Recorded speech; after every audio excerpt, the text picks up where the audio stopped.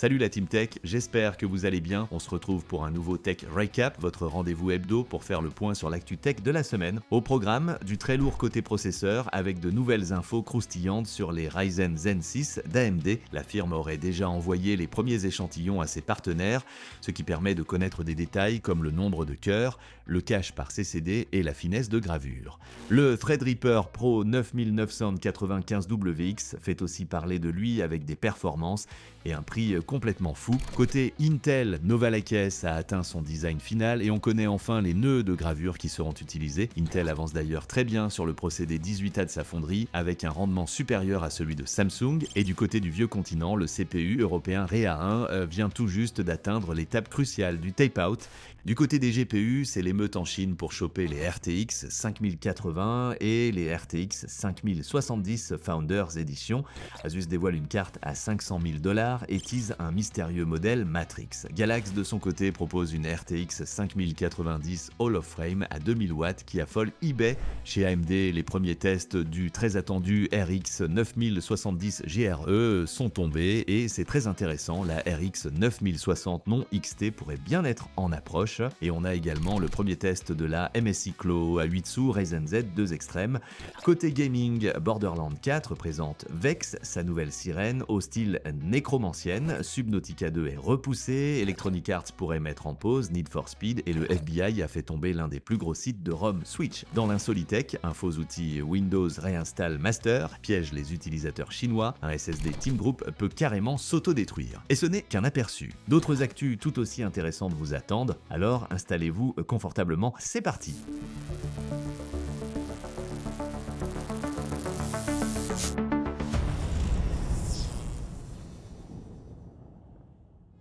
Avant d'attaquer le vif du sujet, si le contenu vous plaît, n'oubliez pas de laisser un gros pouce bleu, ça aide énormément la chaîne, et surtout, abonnez-vous et activez la cloche pour ne rien louper des prochains Tech Recap. Cette semaine, l'Epic Games Store nous propose 2 titres indépendants à se mettre sous la dent, en commençant par Figment 2, Crit Valley.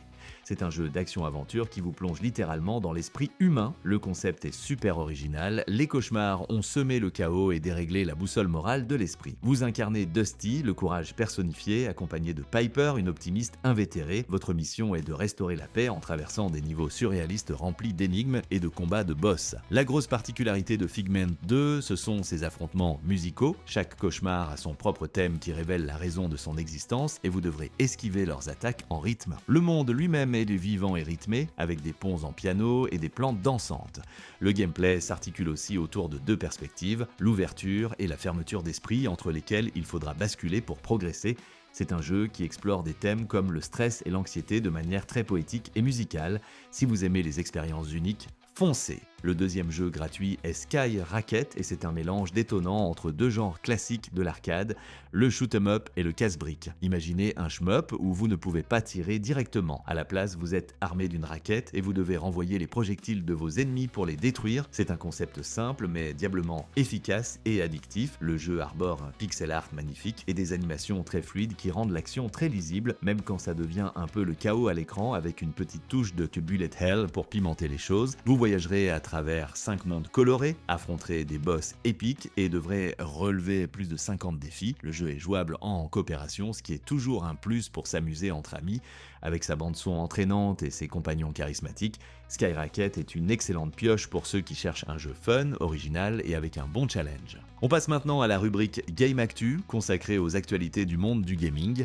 On commence avec une bonne nouvelle pour les fans de la franchise Borderlands. Gearbox a levé le voile sur les capacités de la nouvelle sirène de Borderlands 4, qui se nomme Vex, et le moins que l'on puisse dire, c'est qu'elle a un style bien à elle, très orienté nécromancienne. Ses pouvoirs tournent autour du concept de la mort. Sa première compétence, Incarnate, lui donne des ailes, augmente sa vitesse et lui permet de lancer des projectiles d'énergie tout en volant, et ce, sans l'empêcher d'utiliser son arme principale.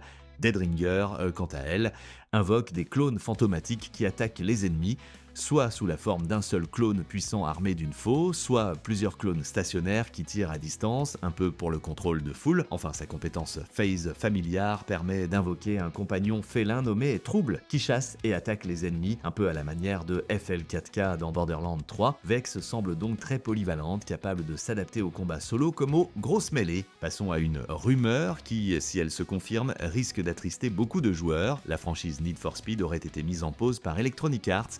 L'information provient d'un contributeur du site Speed Hunters, un collectif de photographes et journalistes automobiles qui était apparemment financé par EA. Selon lui, EA ayant mis Need for Speed sur la glace, le financement du site a été coupé. Cette nouvelle n'est pas totalement surprenante, la série a connu des hauts et des bas, et même si Need for Speed Unbound en 2022 était plutôt réussi, les ventes n'ont visiblement pas été suffisantes pour justifier une suite immédiate. On sait que le studio Criterion Games a été déplacé pour travailler sur le prochain Battlefield, ce qui pourrait expliquer cette décision. Pour EA, Battlefield est une priorité bien plus grande. En parallèle, l'éditeur a annoncé que le support en ligne pour Need for Speed Reval de 2013 prendra fin le 7 octobre 2025. C'est peut-être la fin d'une ère pour cette licence mythique. Autre nouvelle, pour les explorateurs des profondeurs, il faudra être un peu plus patient. Unknown Worlds a confirmé le report de Subnautica 2 à 2026. Le studio, fidèle à son processus de développement ouvert, a mené des playtests privés avec la communauté. Les retours ont été très positifs sur l'ambiance, les créatures et l'histoire, mais ils ont aussi révélé des points à améliorer. Plutôt que de se précipiter, l'équipe préfère prendre le temps nécessaire pour peaufiner le jeu et répondre aux attentes des joueurs avant de le lancer en accès anticipé. Pour nous faire patienter, ils ont dévoilé un premier teaser de gameplay qui nous donne un aperçu des nouveaux biomes, des véhicules et des créatures. Ce temps supplémentaire permettra d'ajouter plus de contenu, d'étendre l'histoire et de rendre l'expérience encore plus immersive. C'est un report pour la bonne cause, donc on attendra sagement. On continue avec une nouvelle qui concerne la scène de l'émulation. Le FBI a mis la main sur NSW2U, l'un des sites les plus populaires pour le téléchargement de ROM de jeux Nintendo Switch. Si vous essayez de vous rendre sur le site aujourd'hui, vous serez accueilli par un message officiel du FBI indiquant que le domaine a été saisi. L'opération a été menée en collaboration avec une agence néerlandaise, le FIOD. Nintendo n'a pas commenté l'affaire, mais cela s'inscrit clairement dans leur politique de plus en plus agressive contre le piratage, surtout à l'approche de la sortie de la Switch 2. La firme de Kyoto a bien l'intention de protéger sa nouvelle console et de rendre la vie dure aux pirates. C'est un coup dur pour la scène de l'émulation, mais une victoire pour Nintendo dans sa lutte contre le piratage. On termine avec cette bonne nouvelle pour les acteurs du jeu vidéo. Après une grève de 11 mois et 3 années de négociations, le syndicat SAG-AFTRA a finalement conclu un nouvel accord avec les grands studios de jeux vidéo. C'est une victoire majeure pour les performeurs. Le contrat prévoit une augmentation de salaire de plus de 15% dès maintenant, suivie d'augmentations annuelles, mais le point le plus important, c'est la protection contre l'intelligence artificielle. Désormais, les studios devront obtenir le consentement explicite d'un acteur pour recréer son apparence ou sa voix via l'IA, et surtout, ils devront le payer au tarif normal pour cette utilisation. C'est une avancée capitale qui empêche les studios d'utiliser l'IA pour remplacer les acteurs à moindre coût. L'accord inclut aussi des améliorations sur les conditions de travail, comme des périodes de repos obligatoires. C'est un grand pas en avant pour la reconnaissance et la protection des travailleurs de l'industrie. Allez, on fait une petite pause dans le gaming pur et dur pour s'aventurer dans le monde parfois étrange de la tech avec notre rubrique Insolitech. On commence avec une arnaque qui cible les utilisateurs les moins avertis en Chine. Un logiciel nommé Windows Reinstall Master promet de réinstaller facilement le système d'exploitation, un service souvent payant et réalisé à distance là-bas. Le problème, c'est qu'une fois l'installation terminée, le logiciel bloque le PC et demande une rançon de 98 yuan, soit environ $13, pour le déverrouiller. Pour les personnes qui ne savent pas réinstaller Windows elles-mêmes via une clé USB, c'est un piège redoutable. Le montant n'est pas énorme, mais c'est le principe qui est scandaleux, car les victimes ne sont informées des frais qu'à la toute fin. Pour ne rien arranger, le logiciel installe aussi tout un tas de logiciels publicitaires et indésirables. C'est une pratique malhonnête qui profite de la méconnaissance technique de certains utilisateurs. Donc si vous tombez sur ce nom Windows Reinstall Master, fuyez. Ensuite, une innovation pour le moins radicale. Team Group a présenté un SSD qui peut s'autodétruire. Non, il n'explose pas comme dans les films d'espionnage, mais il est capable d'effacer toutes les données de manière irréversible en appuyant sur un gros bouton rouge. Le SSD, nommé P250Q, est équipé d'un circuit de destructions indépendant sécurisé, breveté. Ce circuit cible directement les puces de mémoire flash pour garantir une suppression totale, même en cas de coupure de courant en plein processus. C'est un produit clairement destiné au secteur qui exige une sécurité des données maximales, comme le militaire ou l'industrie. Au-delà de cette fonction spectaculaire, c'est un SSD NVMe PCI Express 4.0 performant, avec des vitesses allant jusqu'à 7000 mégaoctets par seconde en lecture. Team Group a même développé une technologie qui lui permet de fonctionner dans des températures extrêmes jusqu'à 105 degrés Celsius. C'est un produit de niche, mais l'idée est assez fascinante. Puis on a une scène assez folle qui nous vient de Chine. Lors de l'événement Bilibili World 2025, des files d'attente interminables se sont formées devant le stand de Nvidia. La raison? La vente en direct des cartes graphiques GeForce RTX 5080 et RTX 5070 Founders Edition. En Chine, ces modèles de référence sont extrêmement rares et ne sont normalement vendus que sur le site jd.com où elles sont presque toujours en rupture de stock. L'événement était donc une occasion unique pour les joueurs de mettre la main sur ces cartes très convoitées. Les images montrent des centaines de personnes attendant patiemment un grand sac vert Nvidia à la main. Cela témoigne de l'immense popularité des designs Founders Edition, même quand des modèles custom plus performants sont disponibles.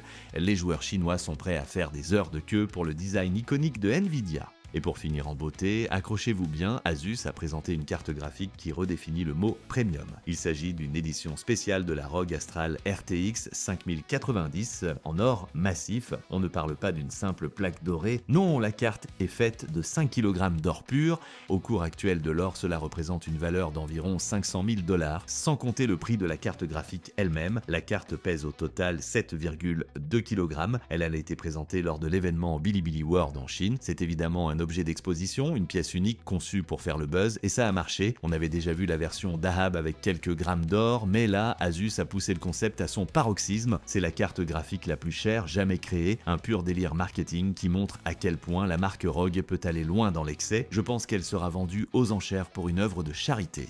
Après ces folies, revenons à des choses un peu plus terre à terre avec les nouveaux produits qui arrivent sur le marché. Pour les utilisateurs de PC portables ou de mini-PC qui cherchent un boost graphique, Aostar a lancé en Chine un boîtier eGPU intéressant, le XG76XT. Ce boîtier intègre directement une carte graphique de bureau, une AMD Radeon RX 7600 XT avec 16 Go de GDDR6. Le GPU est légèrement bridé à 150 watts au lieu des 190 watts habituels, mais il reste bien plus performant qu'une puce mobile. Le point fort de ce boîtier est sa connectique. Il propose à la fois un port USB 4 et un port Oculink, offrant plus de flexibilité et de meilleures performances que les anciennes solutions eGPU. Il peut même recharger un ordinateur portable connecté jusqu'à 100 watts. Avec ses sorties HDMI 2.1 et DisplayPort 2.1, c'est une solution complète pour transformer un petit appareil en une station de jeu ou de travail performante. Il est affiché à environ 470 $ en Chine. Si vous êtes du genre à avoir besoin d'un espace de stockage colossal, Silverstone a pensé à vous avec son nouveau boîtier SETA H2. C'est une tour qui fait un clin d'œil au design des années 70, années 90, en privilégiant la capacité de stockage plutôt que le verre trempé et les lumières RGB. À l'intérieur de ce monstre de 70 litres, vous pouvez installer jusqu'à 15 disques durs.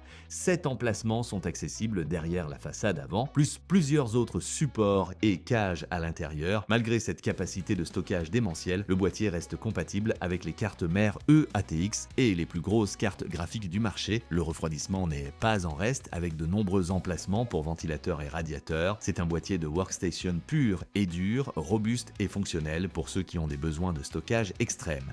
Il est proposé autour de 200 €. Côté périphérique, Razer continue d'innover avec la Deathadder V4 Pro, la dernière évolution de sa souris la plus emblématique. Cette nouvelle version a été développée en collaboration avec des joueurs e-sport de haut niveau comme la légende de Counter-Strike Nico. Elle est ultra légère avec seulement 56 grammes et intègre la nouvelle technologie sans fil Hyperspeed Wireless Gen 2 qui promet une connexion encore plus stable et une latence réduite. La grande nouveauté, c'est sa molette optique, une première chez Razer, conçue pour être plus précise et durable. Elle est aussi équipée des nouveaux switches optiques de 4e génération, prévus pour 100 millions de clics. Le capteur optique Focus Pro 45K a également été amélioré pour un suivi parfait. C'est une souris conçue pour la performance pure, tout en conservant l'ergonomie légendaire de la gamme Deathadder. Et pour accompagner cette souris, Razer a aussi lancé un nouveau clavier, le Black Widow V4 10 Hyperspeed. C'est un clavier compact, sans pavé numérique, qui met l'accent sur la personnalisation. Il est livré avec les switches mécaniques tactiles orange de Razer, mais surtout, il est hot swappable, ce qui signifie que vous pouvez changer les switches vous-même sans soudure pour adapter la sensation de frappe à vos préférences. Razer a beaucoup travaillé sur l'acoustique, avec une double couche de mousse isolante et des stabilisateurs pré-lubrifiés pour un son plus propre et agréable agréable. Il dispose d'une molette multifonction et de boutons dédiés et personnalisables. Bien sûr, il est sans fil avec la technologie Hyperspeed et compatible Bluetooth. C'est un excellent clavier pour les joueurs qui veulent un format compact sans sacrifier la performance et la personnalisation. Enfin, une bonne nouvelle pour les créateurs de contenu et les utilisateurs qui ont besoin de beaucoup de mémoire vive. G.Skill a annoncé la disponibilité de nouveaux kits de RAM DDR5 de très haute capacité. On parle ici de modules de 64 Go.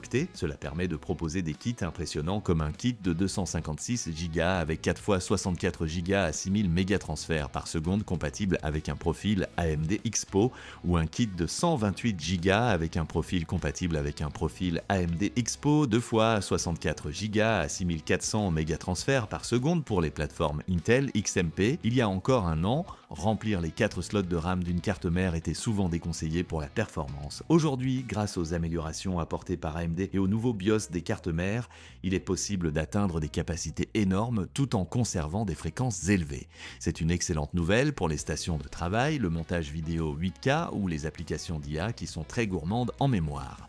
On attaque maintenant le plat de résistance, la section la plus dense de ce récap, les news tech de la semaine, et on commence avec une information intéressante sur le marché des systèmes d'exploitation. Selon les données de StatCounter pour juillet 2025, Windows 11 est enfin devenu le système d'exploitation le plus utilisé sur les PC Windows, dépassant pour la première fois Windows 10. Windows 11 tourne désormais sur 51,77% des machines, contre 45,02% pour son prédécesseur. Il aura fallu du temps car son adoption avait été plutôt lente au départ. Mais cette montée en puissance récente s'explique par plusieurs facteurs. Tout d'abord, Microsoft a intensifié sa communication autour de la fin du support de Windows 10, initialement prévu pour le 14 octobre 2025, mais récemment repoussé à 2026, ce qui continue néanmoins à inciter les particuliers comme les entreprises à anticiper la transition. Ensuite, beaucoup ont profité du renouvellement de leur matériel pour basculer vers Windows 11, souvent préinstallé sur les nouvelles machines. Enfin, les améliorations en matière de performance, la sécurité renforcée et l'intégration native d'outils basés sur l'intelligence artificielle ont contribué à rendre Windows 11 plus attractif. Un tournant majeur donc, et il sera intéressant de voir si cette tendance s'accélère à mesure que l'on approche de la nouvelle échéance pour Windows 10.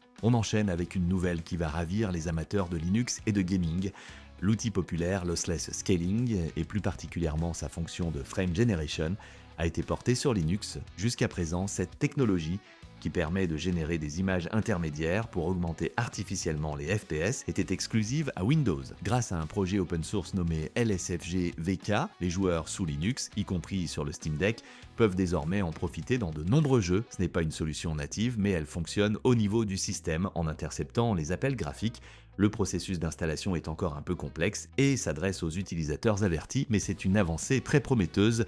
Cela ouvre la porte à une amélioration des performances sur une large gamme de titres qui ne supportent pas nativement le FSR ou le DLSS Frame Generation.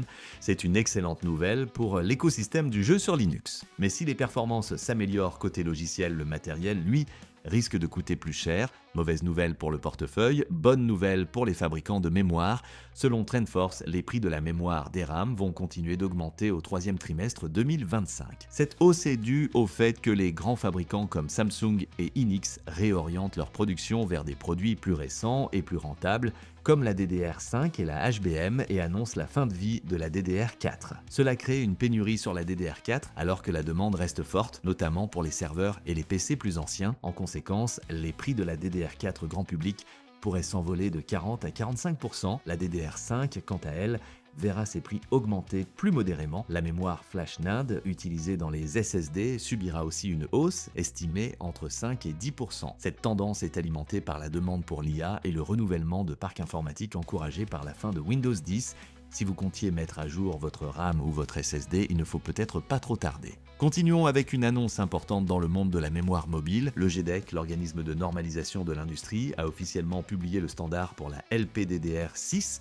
C'est la prochaine génération de mémoire vive à faible consommation destinée principalement aux smartphones, tablettes et autres appareils mobiles, mais aussi de plus en plus aux applications d'intelligence artificielle en périphérie. La LPDDR6 apporte des améliorations significatives en termes de performance et d'efficacité énergétique. Elle utilise une architecture à double sous-canal pour optimiser la vitesse tout en conservant une faible consommation. Des fonctionnalités comme le Dynamic Voltage Frequency et Scaling permettent d'ajuster la tension et la fréquence à la volée pour économiser de l'énergie. La sécurité et la fiabilité ont aussi été renforcées avec des mécanismes de correction d'erreurs améliorés. Des géants comme Samsung, Micron, Qualcomm et Mediatek ont tous exprimé leur soutien à ce nouveau standard, qui sera crucial pour les appareils de nouvelle génération et l'explosion de l'IA embarquée. Passons au stockage d'entreprise. Silicon Motion a présenté son premier contrôleur de SSD compatible avec la norme PCI Express 6.0, le SM8466. Ce contrôleur est destiné au data center et au système de stockage d'entreprise et promet des vitesses de lecture séquentielles ahurissantes allant jusqu'à 28 gigaoctets par seconde. Gravé en 4 nanomètres par TSMC, il est conçu pour fonctionner avec les futures générations de mémoire NAND 3D TLC et QLC et peut gérer des capacités allant jusqu'à 512 teraoctets. Il intègre toutes les fonctionnalités nécessaires au monde de l'entreprise, virtualisation, protection des données de bout en bout, chiffrement, etc. Alors que le PCIe 6.0 commence à peine à arriver sur les plateformes serveurs, Silicon Motion se positionne déjà pour la prochaine vague de stockage haute performance. Pour nous, les moldus, le PCIe 6.0 est encore loin, mais c'est dans les data centers que ces avancées se font d'abord sentir, notamment pour répondre aux besoins croissants de l'IA. On a également une excellente nouvelle du côté d'Intel. Le fondeur américain vient de franchir une étape clé avec son procédé de gravure 18A. Les rendements de production progressent rapidement au point de dépasser ceux de Samsung sur le 2 nanomètres SF2. On parle ici de 55% de rendement contre environ 40% chez Samsung, même si TSMC reste en tête avec 65% sur son N2. Mais attention, ne sous-estimez pas ce que ça signifie pour Intel.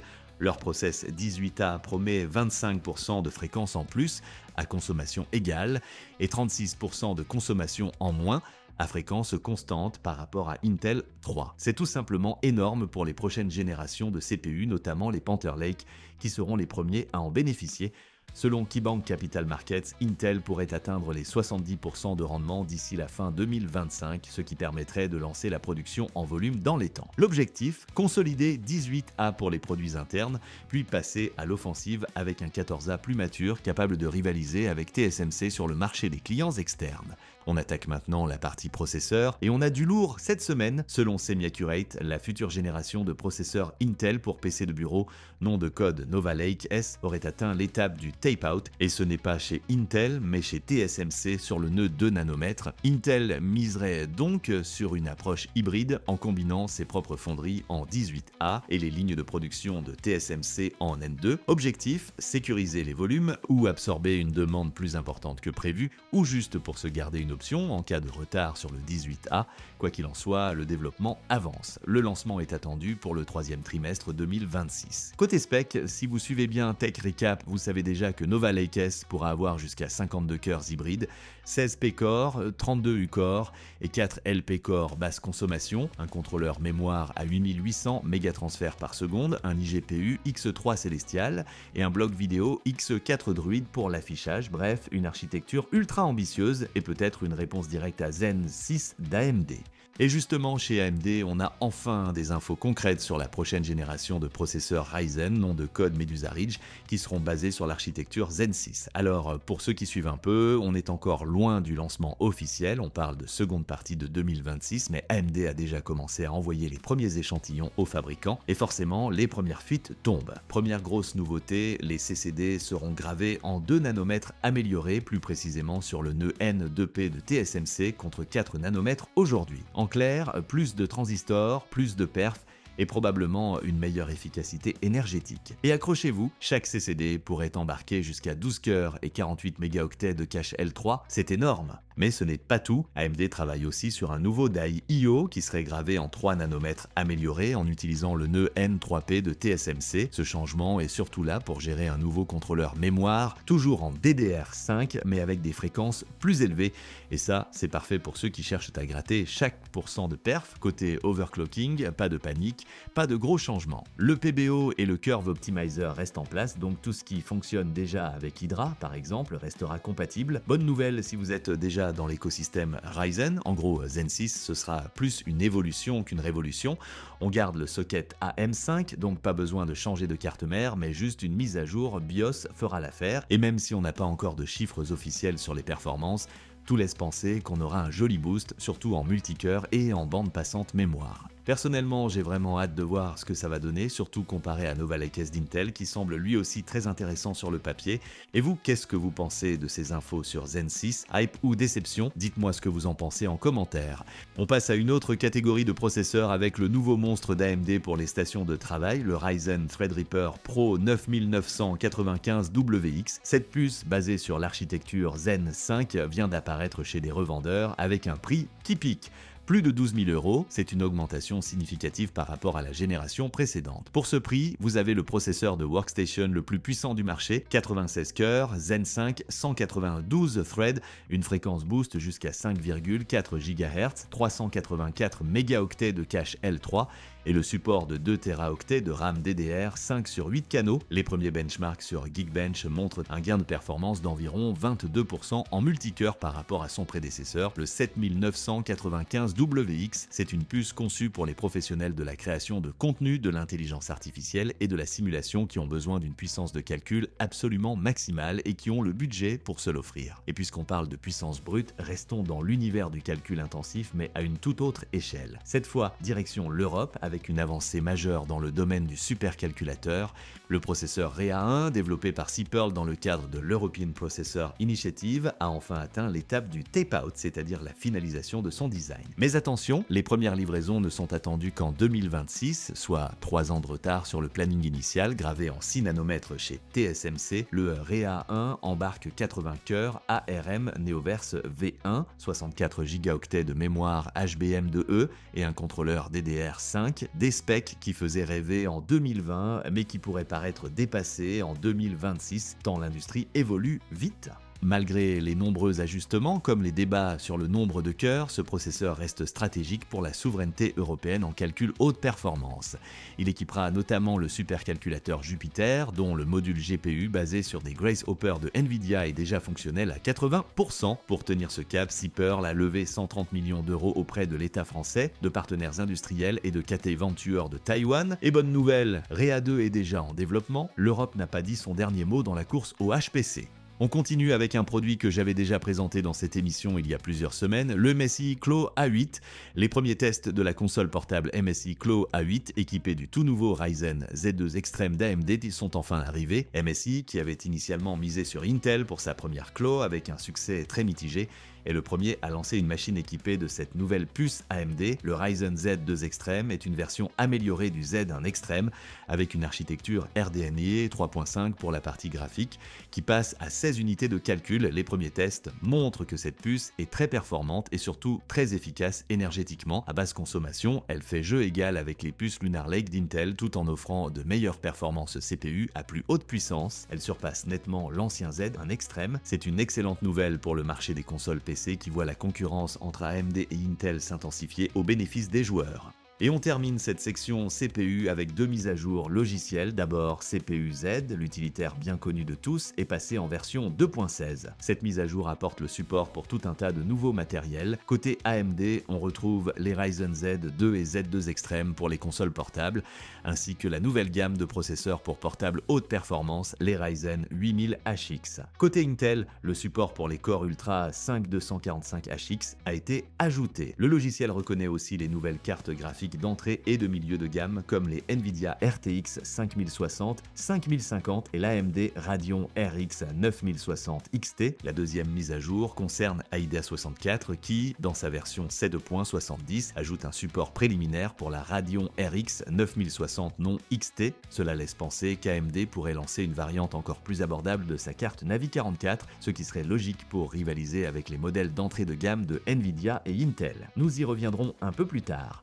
On enchaîne avec l'actualité des cartes graphiques et il y a beaucoup à dire cette semaine. On commence avec une nouvelle qui va faire plaisir à de nombreux utilisateurs. Le célèbre utilitaire d'overclocking MSI Afterburner a reçu une mise à jour bêta qui ajoute le support non officiel des futures cartes graphiques AMD Radeon RX 9000 basée sur l'architecture RDNA 4. C'est une initiative du développeur de l'outil Unwinder qui répond à la demande de la communauté car MSI ne produira probablement pas de cartes AMD de cette génération version. Cette version bêta permet donc aux futurs possesseurs de cartes RDNA 4 d'utiliser Afterburner pour régler leurs paramètres GPU ou pour profiter de l'excellent overlay de Rivatuner Statistics Server RTSS pour le monitoring en jeu. La mise à jour ajoute aussi le support de futures cartes Nvidia RTX 50 et corrige quelques bugs. C'est une excellente nouvelle qui montre la force de la communauté et l'importance de cet outil incontournable. En parlant des cartes RX 9000 d'AMD, on a enfin les premiers tests indépendants de la Radeon RX 9070 GRE. Cette carte, initialement lancée en Chine, est une version modifiée de la RX 9070. Des médias allemands comme Computerbase et PC Games Hardware ont importé un modèle Saphir pour le tester. Pour rappel, la 9070 GRE utilise une puce Navi 48 avec moins de cœurs que la 9070 classique 3072 contre 3584 cœurs, mais avec des fréquences plus élevées. La plus grosse différence vient de la mémoire, elle n'a que 12 Go de GDDR6 sur un bus de 192 bits contre 16 gigaoctets sur 256 bits pour la 9070. Les tests montrent qu'elle se positionne bien entre la RX 9060 XT et la RX 9070. Elle est environ 30% plus rapide que la 9060 XT et dépasse même la RTX 5060 Ti. Cependant, sa mémoire limitée à 12 gigaoctets peut devenir un facteur limitant dans certains jeux très gourmands, surtout avec le ray tracing activé. C'est une carte intéressante qui comble un trou dans la gamme d'AMD, mais son manque de VRAM pourrait la rendre moins future-proof. Restons chez les rouges, car comme on l'évoquait tout à l'heure, AIDA64 a listé une future Radeon RX 9060 non XT. Cette information, apparue dans les notes de mise à jour du logiciel, suggère qu'AMD prépare une nouvelle carte basée sur la puce Navi 44 qui équipe déjà la RX 9070 XT. Il est très probable que cette version non XT soit une puce Navi 44 légèrement castrée, avec moins de cœurs et peut-être des fréquences plus basses. Elle serait probablement limitée à 8 Go de VRAM pour ne pas concurrencer la version XT. Cette carte aurait pour mission de se positionner face au RTX 5050 et 5060 de Nvidia et à la 580 d'Intel sur le segment très disputé de l'entrée milieu de gamme. L'arrivée de cette carte pourrait se faire vers la fin de l'été. AMD avait profité de la Gamescom il y a 2 ans pour lancer les RX 7800 XT et 7700 XT, donc on peut espérer une annonce à ce moment-là. Passons chez les verts avec du teasing et des cadeaux. Asus a annoncé qu'une carte graphique spéciale et top secrète de la série RTX 50 sera dévoilée le 19 août. Cette carte sera le grand prix d'un concours organisé pour célébrer les 30 ans d'Asus dans le domaine des GPU. Même si ce n'est que de la spéculation, tout porte à croire qu'il s'agira de la future ROG Matrix RTX 5090. Asus a lourdement insisté sur l'héritage de la RTX 4090 ROG Matrix et le fait que le lot inclut une alimentation Thor de 1200 watts, parfaite pour une 5090, ne laisse que peu de place au doute. La silhouette de la carte ne correspond pas à la ROG Astral, donc la piste de la Matrix est la plus crédible. Si cela se confirme, ce serait un monstre de puissance et d'overclocking, une véritable vitrine technologique pour Asus.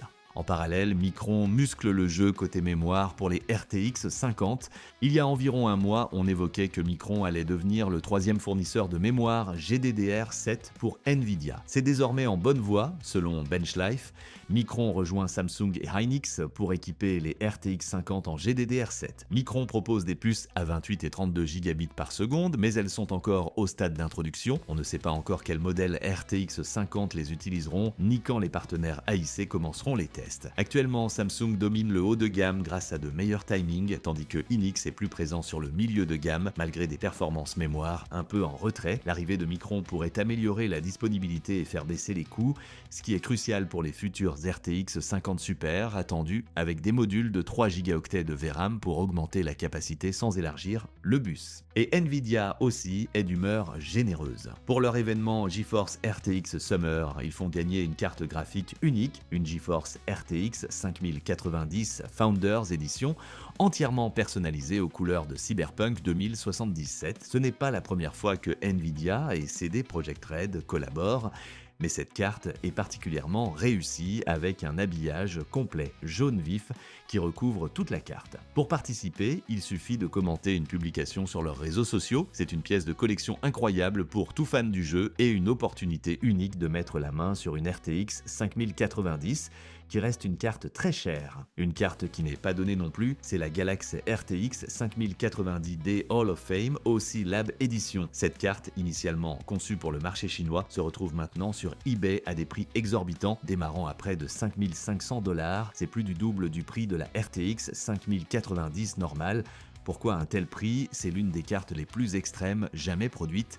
Conçue pour les overclockers professionnels, elle est équipée de 2 connecteurs d'alimentation à 16 broches et d'un BIOS spécial qui permet de débloquer une puissance allant jusqu'à 2000 watts. C'est une carte de niche absolue destinée à battre des records du monde, mais son apparition sur eBay montre qu'il y a un marché pour ces produits ultra haut de gamme. Et on termine ce tour d'horizon GPU avec la nouvelle la plus spectaculaire de la semaine et peut-être même de l'année. Nvidia est devenue la première entreprise au monde à atteindre une capitalisation boursière de 4000 milliards de dollars. C'est un chiffre qui donne le vertige. Pour mettre en perspective, l'entreprise a atteint les 1000 milliards en mai 2023, il y a à peine 2 ans. Cette croissance phénoménale est presque entièrement due à l'explosion de l'intelligence artificielle. Depuis le lancement de ChatGPT, la demande pour les GPU haute performance de Nvidia, qui sont essentielles pour entraîner et faire fonctionner ces IA, a explosé. Nvidia détient plus de 90% de ce marché. La société est désormais plus valorisée que Microsoft et Apple. C'est une performance historique qui place Nvidia au sommet de l'industrie technologique mondiale. Pour nous, joueurs, on espère que cette santé financière insolente se traduira un jour par des prix un peu plus doux pour nos chères cartes graphiques.